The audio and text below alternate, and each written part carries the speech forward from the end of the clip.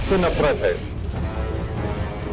मेरी दाढ़ी से नफरत है, टोपी से नफरत है, हिजाब से नफरत है, मेरे खाने से नफरत है, तो आपको मेरी वजूद से नफरत है। ये टोपी पहना है, इसको गोली मार दो। इसमें दाढ़ी है तो इसको मार डालो। बाजारों में चौराहों पे इसको लिंच कर लो। हिजाब है तो पढ़ने से रोक देंगे, कॉलेज जाने से रोक देंगे।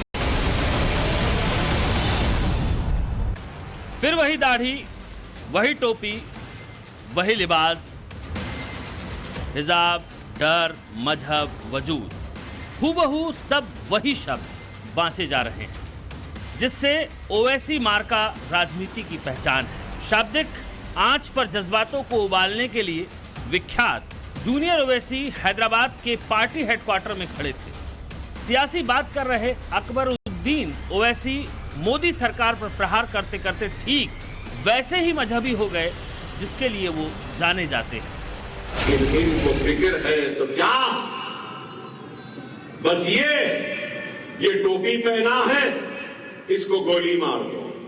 इसमें दाढ़ी है तो इसको मार डालो। बाजारों में चौराहों पे इसको लिंच कर लो। हिजाब है तो पढ़ने से रोक देंगे, कॉलेज जाने से रोक देंगे। आप गौर करो, मुल्क का मसला क्या हिजाब है? मुसलमानों के गढ़ में ये डर और धमकी वाली राजनीति सिर्फ हैदराबाद में नहीं है। यूपी के मुरादाबाद में सरेआम धमकाया जा रहा है।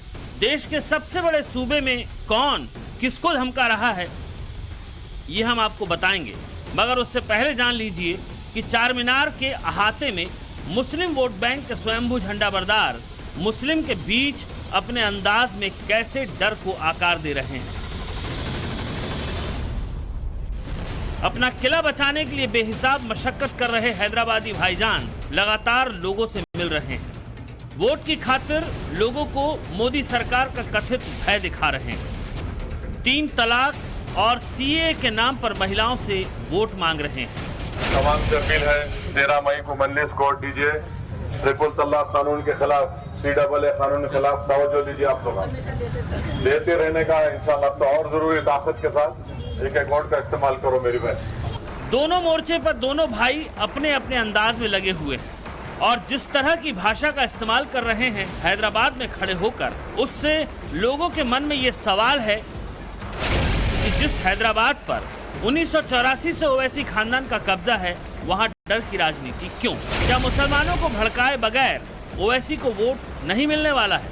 क्या ओवैसी को इस बार जीत की पतंग की डोर कटने की आशंका है?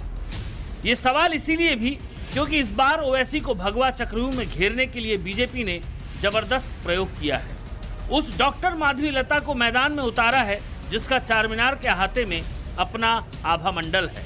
हालांकि भाई के लिए बेहिसाब मेहनत कर रहे जूनियर ओवैसी को 100% जीत का यकीन है। आ जाओ, जिसको आना है आ जाओ, जो आता है आ जाओ। बीजेपी भी आ जाए, कोई बात नहीं। बीजेपी के पालकड़े आ रहे, बच्चे वो भी आ जाए, कोई बात नहीं। रेड्डी आ रहे, आ जाए, कोई बात नहीं। राम आ जाए, कोई भी आ जाए, जिसको आना है आ जाए। मुकाबला आप में और उनमें है, मुकाबला हम में और उनमें। देखते हैं किसमें कितना दम। बावजूद इसके जब से चुनाव का ऐलान हुआ है, हैदराबादी भाईजान की जुबान से यूं ही नफरती शब्द धारा प्रवाह निकल रहे हैं। ये कभी मजहब पर आफत का खौफ दिखा रहे हैं तो कभी खुद को जान का डर बता रहे हैं। मैं आपके सामने अर्ज करना चाह रहा हूं कि आलम इस्लाम, मिल्लत इस्लामिया एक नाजुक तरीन दौर से गुजर रही है। यकीनन हमने दीन इस्लाम की तारीख में हमने कई नाजुक वक्त को देखा। यूं तो साल भर ओवैसी जहरीले शब्दों के लिए जाने जाते हैं, लेकिन चुनाव में उनकी तकरीरों में जहर की मात्रा बढ़ जाती है। यूपी चुनाव के वक्त भी ओवैसी के शब्द कुछ ऐसे ही बेलगाम से थे। रखो मेरी इस बात को, हमेशा योगी मुख्यमंत्री नहीं रहेगा।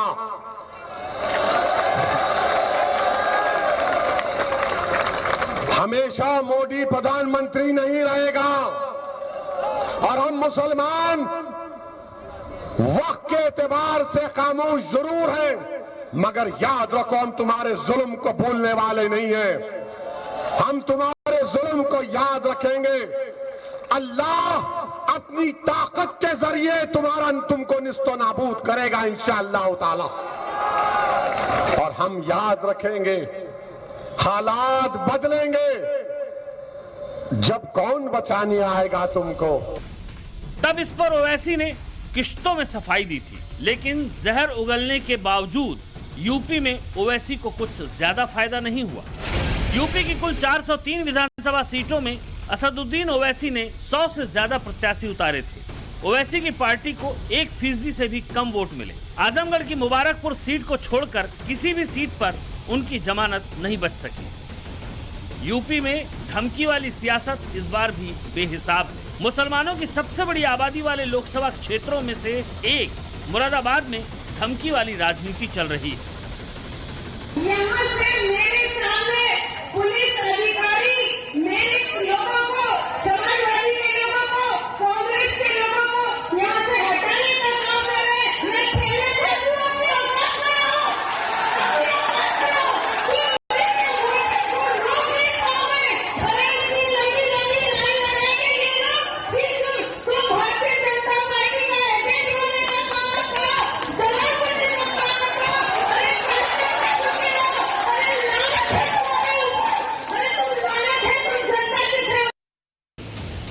पुलिस वालों को धमकी देने वाली रुचिवीरा की पहचान ये है कि ये आजम खान की करीबी है। एसटी हसन का टिकट काटकर अखिलेश यादव ने मुस्लिम बहुल मुरादाबाद से मैदान में उतारा है।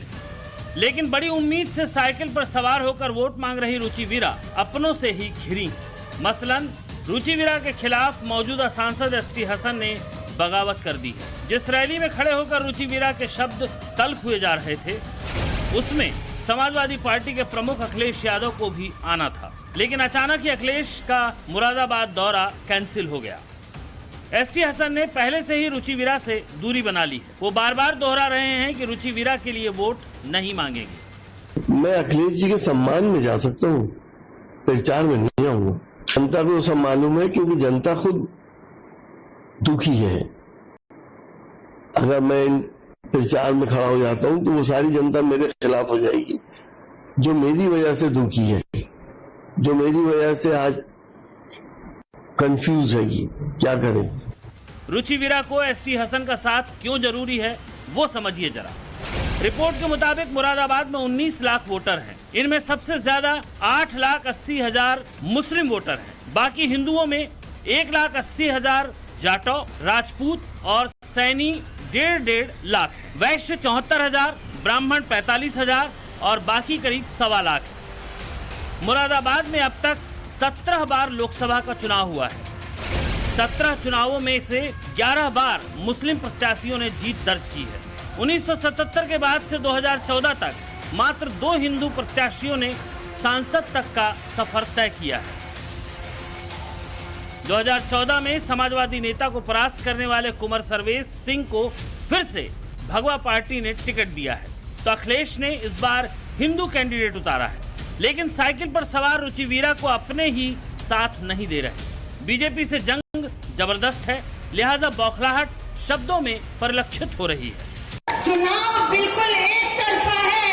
और ये भी बताना चाहती हूँ, यहाँ भेड़िया सुन रही हूँ मैं, गाँव में सताया गया है लोगों को, लोगों पे झूठे मुकदमे लिखवाए गए हैं, लोगों की जमीन कब्जाई गई है, लोगों को डराया जा रहा है, लोगों को धमकाया जा रहा है। मैं आपसे बताना चाहती हूँ कि अरे भेड़िए का शिकार मैं करूंगी, ये बताना चाहती हूँ। बस आप लोगों से कहना चाहती हूँ, अपने वोट की परसेंटेज को बढ़ाओ। साइकिल छाप पार्टी के कैंडिडेट को जवाब सत्ताधारी पार्टी की ओर से भी आया है। प्रहार और पलटवार के बीच मुरादाबाद से लेकर हैदराबाद तक डर, धमकी और मजहब की बातें बेहिसाब हो रही हैं। ब्यूरो रिपोर्ट, टाइम्स नाउ, नव भारत। अतीक को गुजरे हुए